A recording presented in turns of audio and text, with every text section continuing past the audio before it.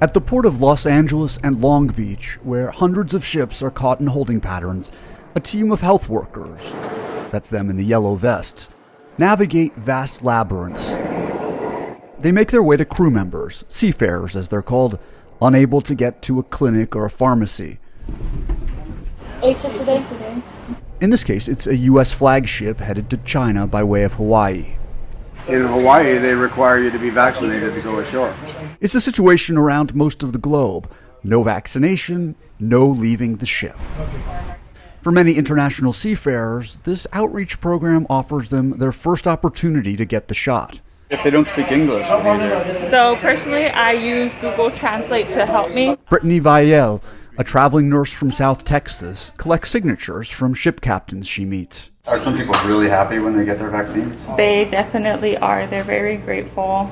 It's almost like Christmas for them. Like, it's something that they always wanted but can never receive easily, so they have to wait until the day comes, and they get so excited. So excited because ports in the U.S. and almost everywhere else in the world bar unvaccinated seafarers from leaving their vessels. We began about the middle to the end of May. We have about 8,270 shots, I believe, at this point. Most of these are going into the arms of people who are from other countries, correct? Correct. Stefan Mueller, a ship inspector with the International Union representing seafarers, Watch out for this one greasy cable. It'll get your right shoulder. says he came up with the vaccination idea and pitched it to the Long Beach Health Department. He's one of the few individuals allowed on board ships to see for himself their working conditions. Captain, thank you. He tells Newsy of the woes of a Filipino crew. They signed on in June of 2020. If you think about that, that's summer of last year. So they've gone through a whole Christmas, New Year cycle, and they're now talking to me because they're concerned that we're coming up on another Christmas. What's it like for these guys when they're on their 16 or 19 months? It's pretty bleak.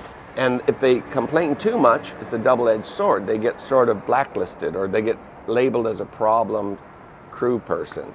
Do they get into fights when they've been out there that long? I mean, They actually, this crew at the time wasn't. They're all bonding together like prisoners, you know. But that's what happens most of the time. And we have Most of the time? Yeah, well, a lot of the time they'll start to fight amongst each other. Mueller hopes that crew members who've been vaccinated will at least be able to get off their ships for a few hours upon their return to L.A. That's just beginning to happen. Okay. Pat Pettit is on her way to do something she hasn't done for the past 20 months. Help give seafarers a break. This is the first guys that I've had come ashore from a foreign ship. So I'm kind of excited about it. and where do they want to go? I'm not sure yet till we pick them up. You take them wherever they want to go. Wherever they want to go, I'm at their disposal today. And you volunteer to do this? Yes, I do. Why? Because I know how hard it's been through the COVID and stuff. Can you imagine being on board with 19 to 22 guys for 1 year without even stepping on the ground? The men she's meeting are coming off a container ship named the Baltic North. It arrived from Shanghai. You're my first two. Both of these men, who work in their ship's engine room, are from the Philippines. How many months were you on the ship? 3 months. So maybe... Yeah, I'm almost 5 months now. Both were vaccinated the last time they were in L.A. They're also lucky.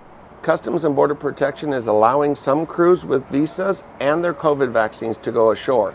Even if that's allowed, the management companies are not permitting them ashore. If any one of them still gets COVID, they're worried about it. Have you come off the ship at all? No. The whole time you've been on the ship? Yes. Oh, wow.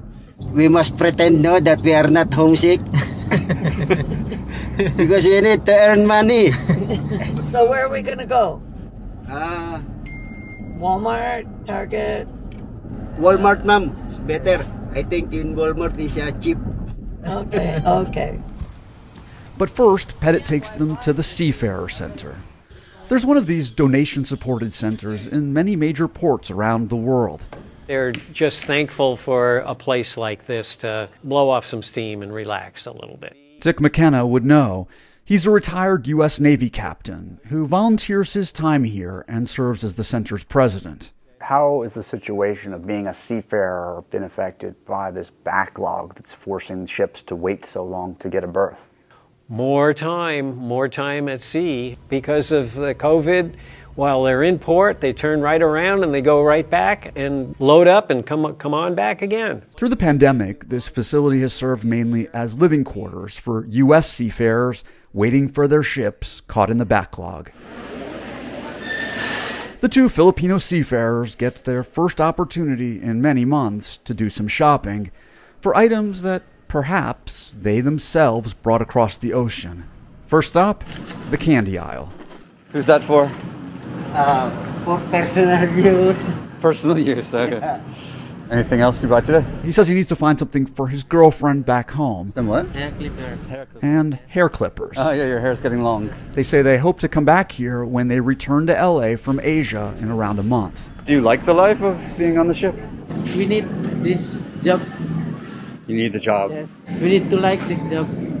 You have to like the job. Yes. In a few hours, they'll be back on the job, hidden from the world that so relies on them to make this possible.